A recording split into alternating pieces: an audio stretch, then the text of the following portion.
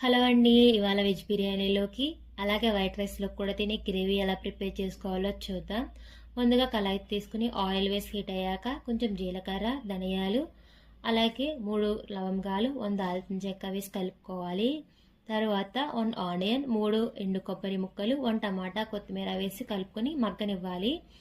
మగ్గాక 1 spoon నువ్వులు వేసుకుని కలుపుకొని స్టవ్ ఆఫ్ చేసి చల్లారనివ్వాలి. చల్లారాక మిక్సీ జార్లోకి తీసుకుని పేస్ట్లా చేసుకోవాలి. అదే కడాయిలో ఆయిల్ వేసి హీట్ అయ్యాక కరివేపాకు, అలాగే పేస్ట్ చేసుకున్న మిశ్రమాన్ని వేసుకుని కలుపుకొని దగ్గరకు వచ్చే వరకు ఉండాలి. దగ్గరకు వచ్చాక 1 కప్ వాటర్ వేసి కలుపుకొని తగినంత ఉప్పు, 1 స్పూన్ కారం, 1/2 స్పూన్ గరం మసాలా వేసి కలుపుకోవాలి. కలుపుకున్నాక కొంచెం చిక్కగా అయ్యే వరకు కుక్ చేసుకోవాలి. కుక్ అయ్యాక బౌల్లోకి తీసుకుని కొత్తిమీరతో గార్నిష్ చేసుకుంటే అంతే, ఎంతో రుచికరంగా సింపుల్గా గ్రేవీ రెడీ. తప్పక ట్రై చేయండి. Do subscribe our channel Vijaya life style Telugu.